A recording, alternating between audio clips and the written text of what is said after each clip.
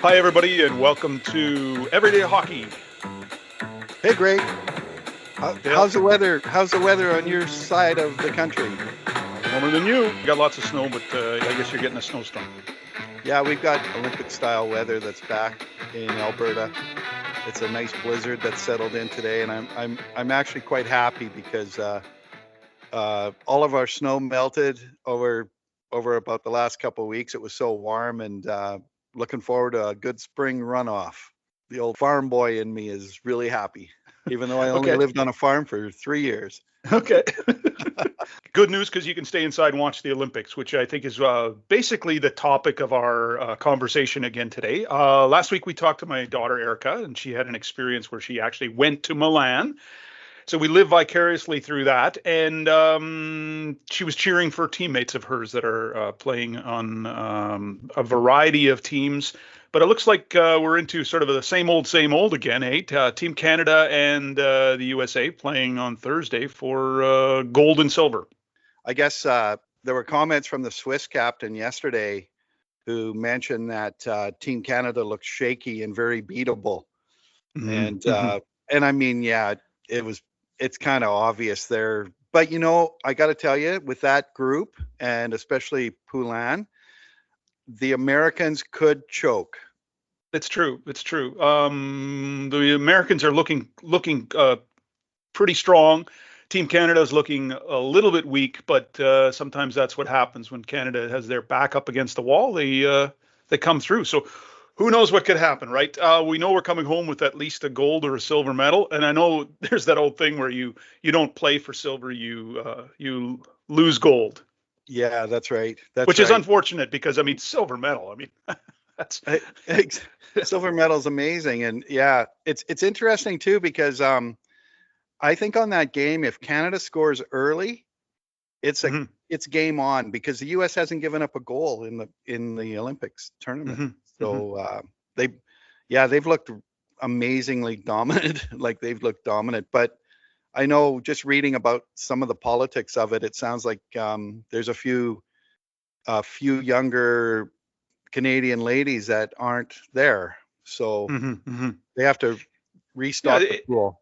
it feels a little bit like yeah, Team Canada kind of went to go with the old guard, and I'm not sure if that's a matter of being sort of feeling some obligation to those players Right. and not willing to take a step out of it. I think there is a bit of a shakeup needed at Hockey Canada. I mean, if you're asking my opinion and what does it mean, absolutely nothing. But in my experience with women's hockey, really the reason why Canada has been dominant in the past 25 years or so is like we had a head start in Canada in women's hockey because let's face it, hockey's so popular in Canada that for the longest time, little sisters were playing with their big brothers or little brothers playing with big sisters, however it went. And I think there was a real push for players coming out of Canada to match how their family did in hockey and that kind of thing.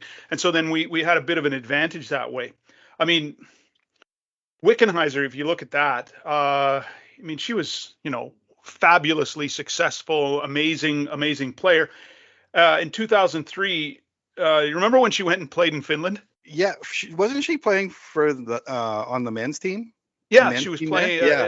It was a third tier league. She was playing, and she played 22 games in '03. Scored one goal, had three assists.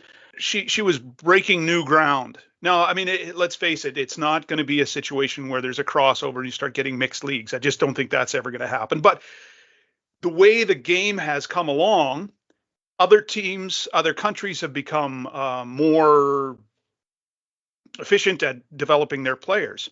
But one thing that's happened in Canada is we've exported, and this is just me talking, but I feel like we've exported our training of our young girls south of the border. Right. Okay. Girls come up through the minor hockey ranks and they move into the midget triple A's. And then after that, it's time to make a decision. Am I going to quit hockey or am I going to continue on?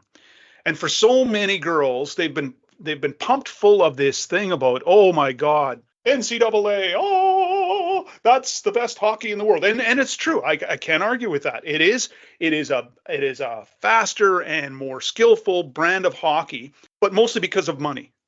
That's my take on it. There's been a lot of money pumped into those girls hockey programs. Some of them, I mean, there was a North Dakota women's program. I remember Erica talking about this. The program was dropped. There was an announcement that the program was canceled while there were girls on campus having a tour. Oh boy. Wow. So there's that kind of stuff goes on down there as well. But I just think we've Hockey Canada has gone, well, we don't need to do anything else other than choose NCAA players because they've already done the work for us. But I feel like if you're down in the States and you're a Canadian girl that's playing and you're matched up with girls from the States that are equally as good, who's going to get more, Dale? Who's going to get more coaching, more opportunities, more this, more that? Well, obviously the American girls. And so eventually what's happening, I feel, is that we're starting to slip back a little bit. We're slipping back. That might be completely off. Yeah, I think we've lent them a lot of knowledge about the game, a lot of training knowledge. Also, there was something I was reading recently, just the last couple of days. They were saying that enrollment in girls hockey in the United States has exploded. And I think it sounds like, and I don't paraphrase me on this, but almost higher than men's hockey, than boys hockey. I don't know whether that's just through promotion and everything else that they're doing. I know the Professional Women's Hockey League is doing well in most markets. I think there's a couple that maybe are lagging a bit behind, but it's interesting because, I mean, if they've got a base of millions to choose from and we have hundreds of thousands, well, it makes sense. It makes sense. Yeah. Well, and at the end of it all, I feel like if Hockey Canada was to put a little more money into, say, U Sports, it would give our Canadian girls a little more incentive to stay home and play hockey. It would increase that level of that, and then it would be starting to get into a situation where we're kind of a little bit like men's hockey, where we've got the Western Hockey League and they've got their U.S. Junior leagues down there, where younger women have an opportunity to play in their home country with their home fans, with their home opportunities, instead of exporting it all to the States. But anyway, that's just a little pet. No, well, that's kind of like that's the big gamble Gavin McKenna took this year when they changed the rules for Canadian Hockey League players. He's playing down in I think Penn State, doing okay.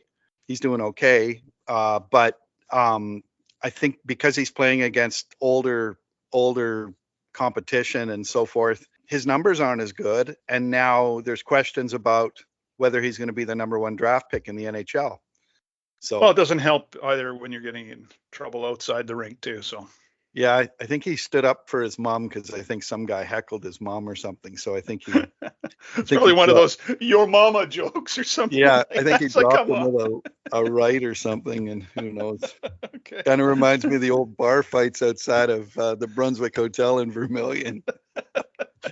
Yeah, those are always quite interesting.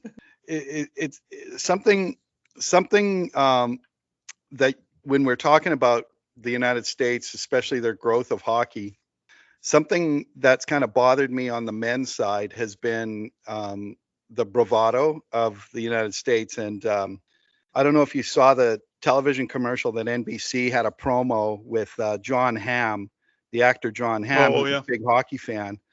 And he said he comes in kind of like Coach Herb Brooks to the American team and says, we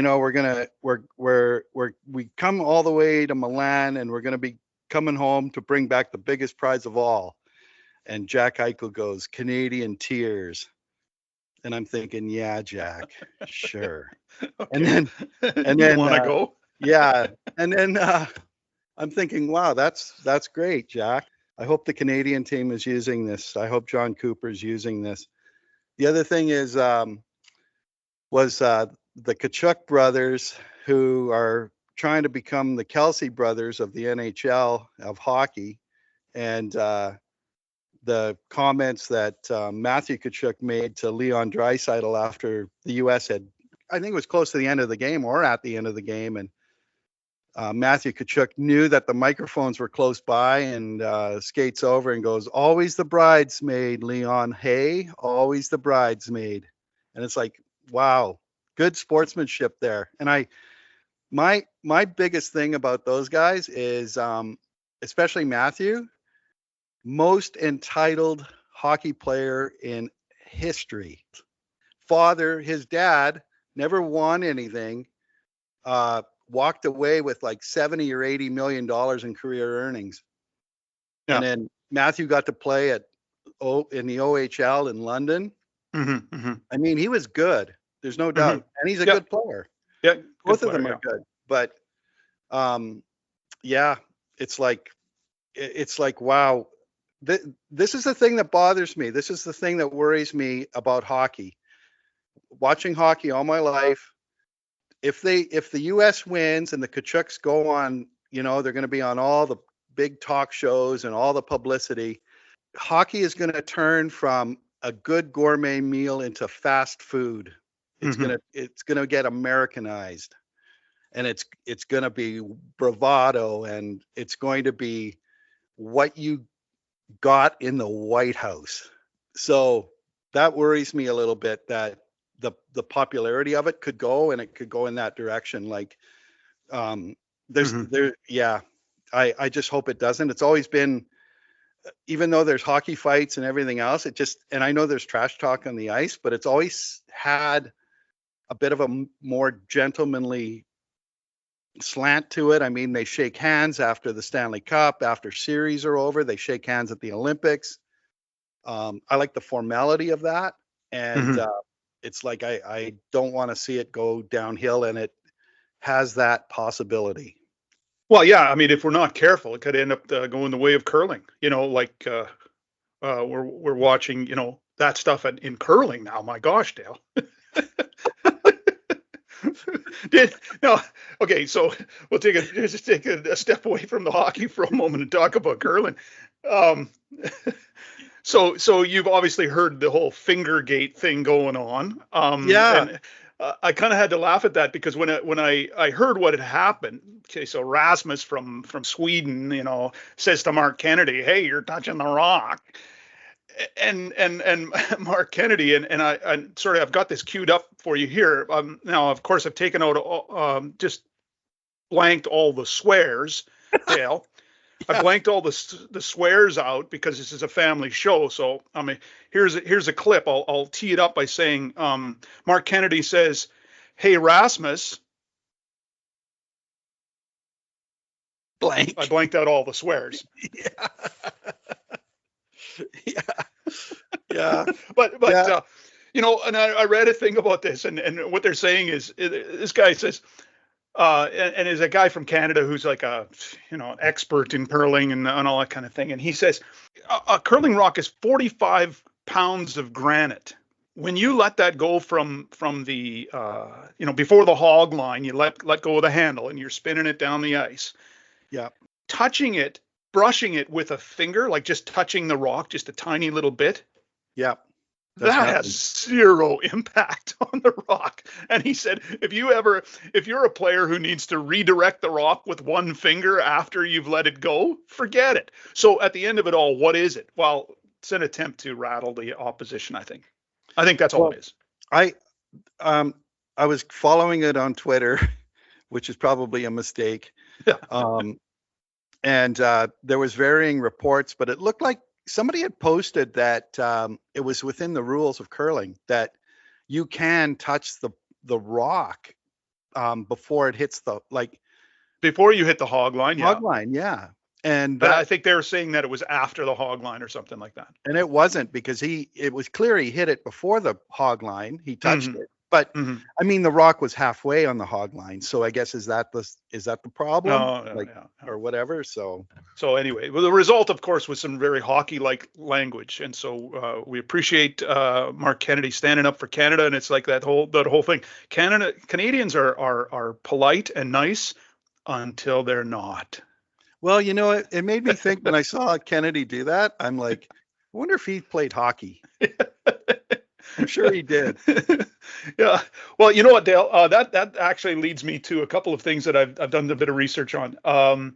Athletes that have won medals for Canada this year at the Olympics who have a connection to hockey. So I'll just give you a couple examples. Mikhail Kingsbury.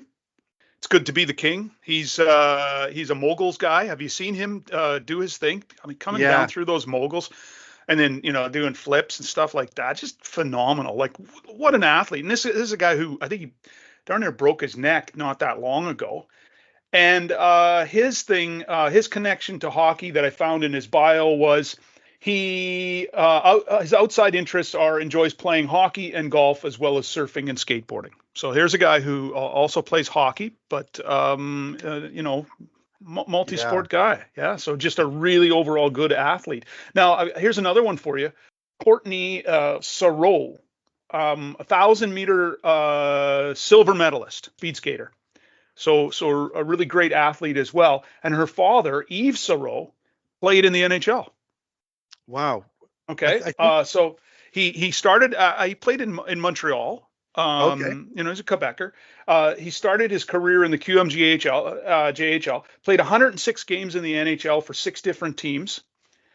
Scored 11 goals, 10 assists. Played for 31 teams from the time he played in the Q, and ended his career in and this is a good one, the LNAH, the League North America Hockey, which has a rep as the world's toughest hockey league. In the 2010-11 season, they had 3.2 fights per game. Oh, that's right out of Slapshot. That's beautiful. Yeah. So anyway, that's where he ended his career, but he did some coaching in Europe and stuff like that. And his daughter obviously has picked up on the fact that he's obviously a good athlete, right? Yeah. And I think that has such an impact when you have parents who are athletes. It inspires kids to be athletes as well. That reminds me of the skater. I'm pretty sure gold medalist David Pelche and Soleil, Jamie Soleil, and he got a job after, like, as a skating instructor, and he was a coach with the Oilers, and now he's an assistant coach with the Dallas Stars. So okay. It's pretty cool. And I think Kurt Browning, who's been on CBC during these Olympics for the figure skating, is also I think he's a former hockey player. I actually remember him because he trained at the Royal Glenora Club in Edmonton, and when I was living in Edmonton, I'd see him all the time. The guy, man, he had energy like unbelievable. He would ride his bike all over the place, and just very personable and very just outgoing guy, and always looked like he was always in motion. Well, and again, I mean, obviously, skating is such a huge part of being a great hockey player. And sometimes, you watch guys skate and you go, wow, they're amazing, and how fluid can you be? And why are you so fluid compared to other guys? And it's edges, and it's all of those things that figure skaters just have in spades, right? Yeah. I was wondering on the YouTube channel if anyone listening or watching could comment on other athletes that they might know, because we look forward to your comments. So far, I don't think we've got one, but well, yeah, so, for our listeners, both of you, would you mind commenting? Thanks, Mom. Yeah, we got the friends and family plan going on everyday hockey. So. But and I think there was another example, figure skating. There was that ice dance couple that won the bronze medal, Poirier and Gillies. It said that Poirier himself started off as a hockey player with his brothers, but then after, he wouldn't chase the puck into the corner. He would just do spins on the face-off dot. So that reminds me of a video clip I saw just before just before the Olympic break. So Will Ferrell's in the crowd. He's a big LA Kings fan, Right. Yeah. and there was a break, and he was wearing a referee outfit in the stands. Oh yeah. And Yeah. so the actual NHL referee, I forget his name, comes by, skates by, sees Will Ferrell in the stands, and the camera caught it, and does a couple of pirouettes. Well, yeah, because of course Will was in Blades of Glory, and Right. that was just a hilarious movie. That was unbelievable. I just love that. I just still remember him saying, there's only one song I can skate to, and that's My Humps by the Black Eyed Peas. I like that other actor. I forget his last name. I forget his name, but he's obviously the star of Napoleon Dynamite. Okay, so those are the three that I came up with. I guess we got a speed skater, we got a moguls guy doing flips and stuff like that, and then the figure skater as well. Now there is some there's some stuff that I also looked up. Did you know Hayley Wickenheiser was she was a double Olympic athlete? So she played in two different sports. She played in 6 Olympics in hockey, 4 gold and 1 silver medal, but she also participated in the 2000 Summer Olympics in softball. So Wow. she was a double Olympic athlete, 2 different sports. And then if you go back to NHL players, Syl Apps, Stanley Cup champion, Maple Leafs player from way back in the 30s and 40s. He competed in the 36 Summer Olympics in Berlin, and he was 6th in the pole vault. Wow. And he was Canada's flag bearer at the opening ceremonies. And then there's a couple of other NHLers. Tom Coulter was a Winnipeg native, was getting his master's degree in economics from the U of C, Chicago, in 1930s. And he had a brother who was a Hall of Famer, Art Coulter, who played for the Blackhawks. And Art convinced the Hawks to give his brother a tryout. And Tom would only play 2 games in his NHL career, but he was an NHLer, and he was good at a number of sports, and he competed for Canada in the 440 hurdles event in the 1932 Summer Olympics in Los Angeles. Brother combination. I was thinking of Dale. Can you answer me this trivia question? Here's a trivia question for you. Which pair of brothers have the record for total points in the NHL? That would be Wayne and Keith Gretzky, I think. Wayne and Brent Gretzky. Be careful there. Don't give Keith too much credit. But Wayne and Brent Gretzky. Right. 2,861 total points, and Brent had 4. Wow. The Sedin brothers too are pretty close in there, but yeah, that's kind of funny. Eh? Brent's got 4 points. Wow. Yeah, that's right. I forgot about Brent. That's right. Keith is he's an assistant general manager with the Oilers. Okay. And the general manager of their AHL team in Bakersfield. So my mind just went there, but yeah, that's right. That's right. And then there's one more other NHL Olympian, a little more recent. Hank Lammons, a St. Lawrence University graduate, sailed in the Finn class at the 1992 Summer Olympics. He took a year off hockey to accomplish that, and he came back in 93-94. He played 27 games for the Senators and scored 1 goal and 2 assists. So there's some examples of just really good athletes, and an opportunity comes knocking, and they say, go to the Olympics?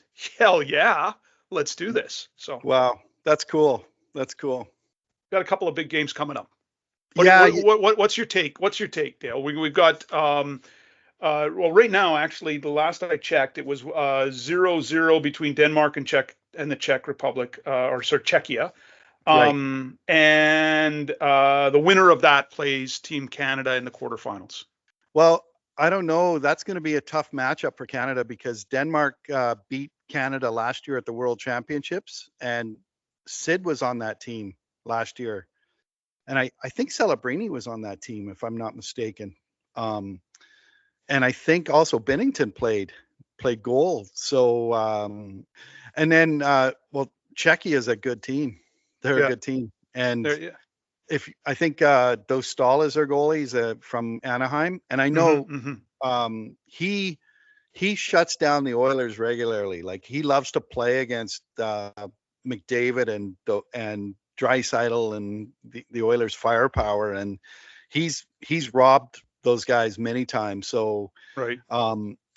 it's not an easy. That will not be an easy quarterfinal game for Canada. I mean, one thing about that I've noticed about the tournament is this: every team has one and a half really good lines, like maybe two good lines. Like, I mean, Denmark has Nikolai Ehlers on the team.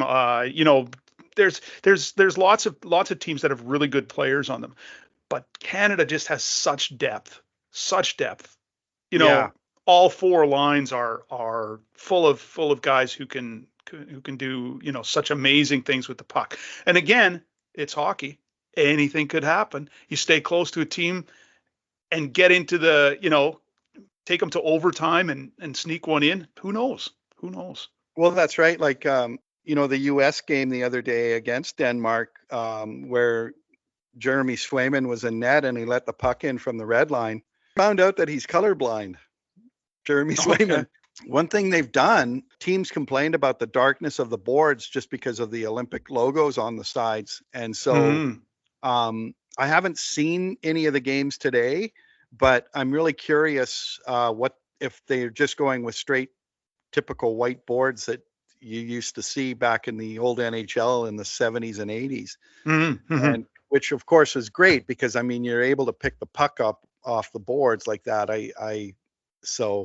Right. As a goaltender, that's one of those things that if you lose sight of the puck and then so if somebody shoots it in from the red line, it shouldn't be going in, but lose sight of it and who knows what can happen. Eh? No, that reminds me of my days in the Sask-Alta League, where I think I was 29 years old and I think I let in a puck from outside the blue line and it was bad. It's like something's going on with my eyesight, and it's like I think I ended up going to an optometrist after that, and he's like, "Yeah, you need help." So I apologize to my old teammates on the old Vermilion Senators. Sorry about that, you guys. I could see the bench sag when I let in a bad goal, and oftentimes it was from way outside. And my sincere apologies. I'm so glad I got glasses now. Yeah, it's a good thing you went for glasses and not a goalie dog. One thing I wanted to point out about the Olympics as well is there is a reader that's actually playing Tobias for Germany. I'm kind of proud of that. Probably not related to Tobias, although I should have to ask my dad when I'm going there next week, and I'll ask him if he's in the family tree somewhere. But anyway, Tobias is playing for Team Germany. He has an NHL record for a first player to score two shorthanded goals 58 seconds apart during the same penalty kill in a 5-2 win against the Edmonton Oilers when he was playing for the Calgary Flames. So wow, and he is a former Oiler as well. Yeah. So he played for a few different teams. It gives me great pride to say, Team Germany, get at her. But they won. They advanced. So I'm not sure who they play. I'm not sure who they play next. Maybe Finland. But I'm curious about the game. I think it's the Swiss against Sweden. And I know Sweden is an interesting. They should have they were kind of like one of the pre-tournament favorites. Yeah. And there's been some chaos there. There's been a little bit of their coach had bench guys, and I know he didn't pick Matthias Ekholm off the Oilers, and I think that there was some bad blood last year at the Four Nations, and there's been some controversy, but the Swedes played really well in their final game, and they started, and they were looking like they were getting it together, and they have really good goaltenders. Well, Gustafsson hasn't played that well. Markstrom played okay, but they have Jesper Wallstedt sitting as the third goalie. And I'm like, that guy. And he's really strong. So I don't know what they're going to do goaltending wise. But it'll be interesting. And one thing I was very encouraged about with Canada's goaltenders was how good Logan Thompson played in the second game. He looked really solid, really solid. So if Binnington if Bennington shows some kind of cracks in the foundation over in the next game or so, I think he could be pretty confident throwing Thompson in. Just he looked really good. He looked sharp. So versus, Yeah. Jeremy Swayman letting the puck in from the red line. Okay, yeah, let's not laugh at goaltenders' misfortunes, but sometimes as a fan, you watch it and you go, okay, well that was entertaining, I guess. Yeah, Something that shouldn't was as happen. bad as Tommy Salo. I think it was in Salt Lake. He let in that puck from I think Belarus. He let in a puck. He let the puck in from like far distance. Yeah, I think it went off his head and in the net. yeah. And Sweden lost that game, and honestly, Salo's career ended after that. Yeah, well, and sometimes that's what it is, right? It's a moment like that. It's like, how do you bounce back from something like that? And sometimes athletes have a difficult time with that. Dale, just before we wrap up, I want to talk about one other thing, and at least I have a personal connection to an athlete who is competing in bobsled. And so bobsled, along with my daughter's friend, Kelsey Mitchell, who is a track cyclist and is there. There's another guy, and his name is Mike Evelyn.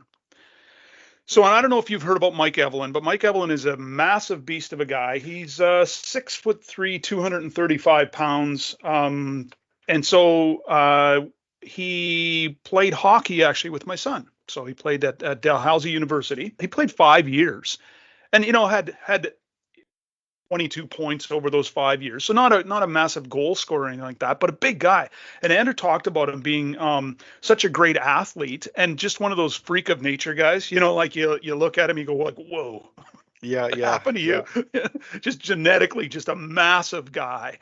And Andrew said that one of the things that he did was he was really, really concerned about his nutrition and all of those things as a young guy going to university, where, sometimes guys let themselves go a little bit and they drink maybe a little bit too much beer and eat a little bit too much pizza. But apparently Mike Evelyn was not like that at all. And my own personal connection to him was, I think Andrew was in his third, possibly fourth year of university, and we traveled out to Halifax, and we stayed at the university in the residences there because they rented them out over the summer, and it was a great opportunity for us to kind of be in the heart of Halifax. But we also like to travel around a little bit, and we ended up asking Andrew if he could find some bikes for us. And now, Dale, that cycling for us has always been a huge thing. Yeah. And so we've done lots and lots of biking. And so Andrew managed to rustle up a few used bikes for us. And one of those bikes belonged to Mike Evelyn. And of course, you would expect it to be this massive bike. Well, it was a 10-speed bike. And this is sort of the irony of it. His job as a bobsledder right now in the 2026 Olympics, he's the guy that pushes that bobsled down the track. But then when he jumps in, his job is brakeman. He's the brakeman. Okay. And Mike Evelyn's bike, which I rode, through the streets of Halifax, and you know how hilly they are. Yeah. Didn't have brakes. So we called it Big Mike's bike with no brakes. So yeah, that's interesting, because it sounds like the Canadian bobsled could be in downtown Cortina. Yeah, in Cortina. Yeah.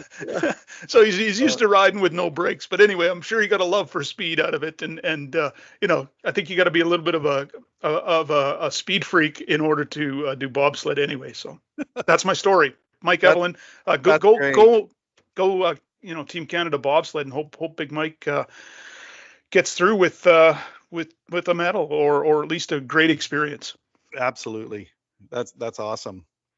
One last thing about the Olympics that I realized in Italy is the distance between the two cities, being as far away as it is. At one time I thought, I thought, if I'm from the city of Edmonton, why don't I put in a bid? Because it's like the same distance to Jasper or to Hinton in terms of like facilities and stuff. Like you could have your skiing out in Jasper, and Edmonton's got amazing facilities for everything else. And they've got the River Hill for Mhm. whatever you want. You want to build a bobsled run or luge and things like that. And um, I think that these games are gave me that inspiration. It's like maybe the powers that be in Edmonton will actually try and put a bid together.